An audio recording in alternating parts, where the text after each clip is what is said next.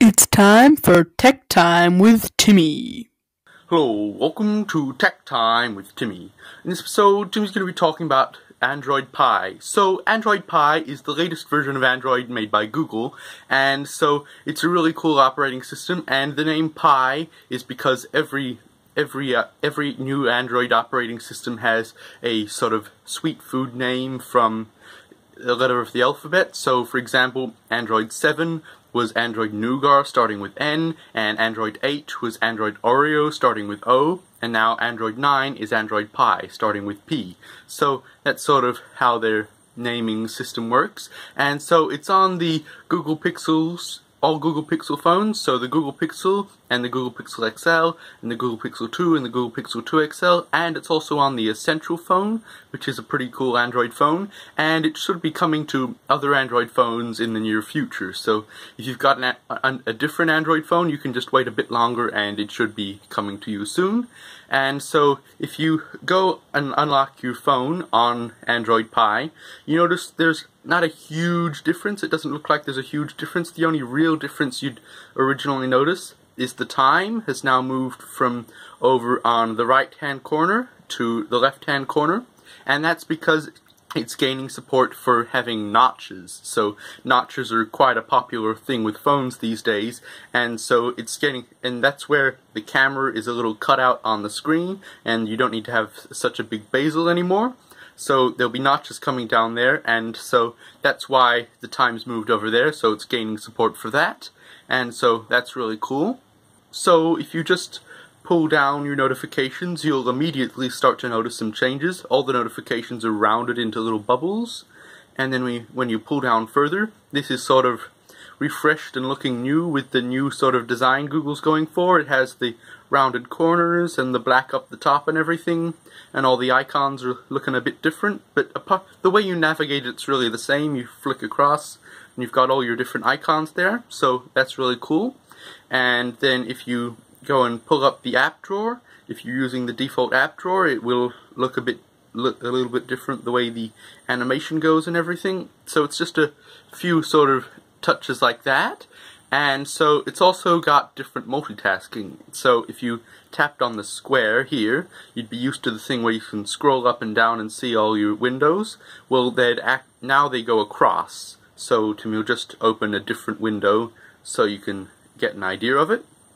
So now if you tapped on the square, you slide across to the windows, and you can just flick them up to make them go away, or there's a clear all button there if you want to clear them all. And now, while you're in the multitasking, there's also an option to do a Google search really quickly, open some apps that Google thinks you might like to open right now, or you can pull up like that and access your app drawer instantly. So if you're in another app, you can just really easily access your app drawer really quickly. So that's really cool.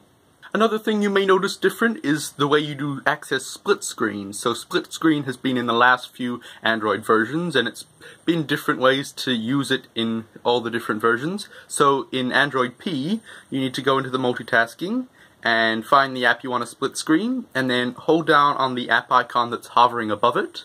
So just hold down like that, and then you get this little menu here, and you can just tap split screen, and then you can pull up the app drawer and choose any app you want, or you can pick one from, you can slide across and pick one from your multitasking window. So you could just pick one like that, and then you've got both apps in split screen. You could change it, you can drag it down and change it a bit if you want different sizes, and then to get out of it you can just slide it down all the way to the bottom, and that would take you into a different app like the top app, and then you can just go home, and that's how you use split screen in Android P. So that's really cool. So another cool feature in Android P is adaptive brightness. So if you just go into settings once again, and then you go to display, and then you tap on adaptive brightness, you'll see here it's switched on. It's switched on by default when you install Android P, and that sort of, for a few days it just sort of figures out how you want it. So you can keep changing the brightness toggle to how you want it, and so based on based on places you're in, the brightness levels in the room, the app you're in, and all stuff like that, and what time it is when you're changing it. So it sort of tracks what you're doing, and it figures out how you like brightness, and then it'll automatically change the brightness to you. So if Timmy wanted full brightness every time Timmy opened Google Maps, then it would after a few days of doing that, it would figure out that that's what Timmy wants, and then whenever Timmy goes into Google Maps, it would then put it to full brightness. So that's a really cool sort of adaptive brightness thing, and it helps your phone get to know you and make it sort of do things for you so you don't have to do them. So that's really cool. So another cool feature of Android P is the app functions in the app drawer. So if you flick up to bring up your app drawer, you'll see these two functions here. And at the moment it's got Google Fit functions, but it will after a while learn what you might like to be doing right now. So if you were sending an email from Gmail, then there'd be a send email button there, and you could just tap it and go straight into sending the email rather than having to open it and stuff. So it figures out what action you might be doing next, and based on machine learning, and figures out what buttons would be most useful to you here. So it hasn't quite figured that out yet. It's still often just showing Google Fit, but in the future it will figure out what Timmy wants to do and show those buttons there. So that's really handy. And another feature is rotation suggestions. So if you have the rotation locked, which Timmy often likes to do, because if Timmy wants to tilt it that way and it does something weird, Timmy doesn't like to have it on all the time. Timmy likes to have the rotation locked. But now, if you were, say, looking at a photo and you wanted to tilt it that way, it would come up with this little suggestion here.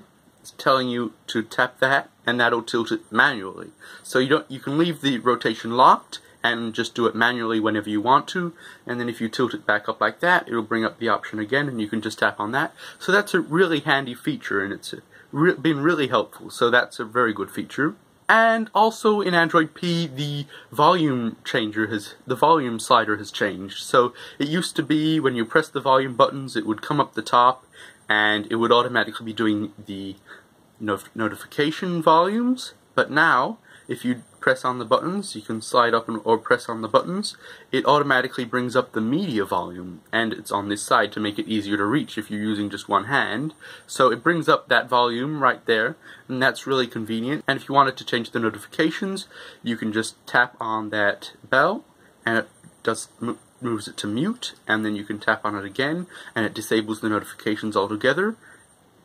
And then you can tap on it again, and it brings the notifications back to normal. So that's really cool. And if you want to change, the one thing to remember though is if you want to change the notification volume, you do have to go into settings and change that. So that's the only downside about that, but it's really cool. Another cool feature is the screenshot. So there's still the way that you can take a screenshot where you press on the power button and the volume down button, and that'll still take a screenshot like that. But what you can also now do is if you hold down on the power button as though you're about to turn it off or restart it, there's now a screenshot option. So you can just tap screenshot, and it takes a screenshot instantly. And there's also the ability to edit it. So it'll give you this notification here, and you can just tap edit straight away, and it brings you this cool little editor. So you can draw things on the screenshot. You might want to draw an arrow to something you're trying to point out or something. So that's really a cool feature. And you can also crop it. So if you want to crop it, you can just drag these things here. So you can drag it to what you want to crop. You might want to crop out a bit of the screenshot or something, and then you can just tap save, and that's saved. So that's really cool, and it'll be saved in your photos just like that. So it's a really easy way to just take screenshots and have them be the way you want them instantly. So that's really cool. And another cool feature, and this is quite a big one, is gesture navigation. So if you go into the settings, here, and you come down to System, and then you tap on Gestures, then here is swipe up on Home button, so tap on that, and turn it on. That'll drastically change the navigation system down here. So you see the square button's gone, and the circle's turned into this little pill, and there's still the arrow button, but only when you need it. So if you go home, you don't need the back button anymore, so the back button disappears. So that's pretty cool. And if you swipe up, then you get all your app switcher. So you don't need to tap on the square, you just swipe up, and you get your app switcher. So that's really cool. If you swipe it to the right, then it goes into, it switches apps, so if you just keep swiping into the right, it'll just keep doing that.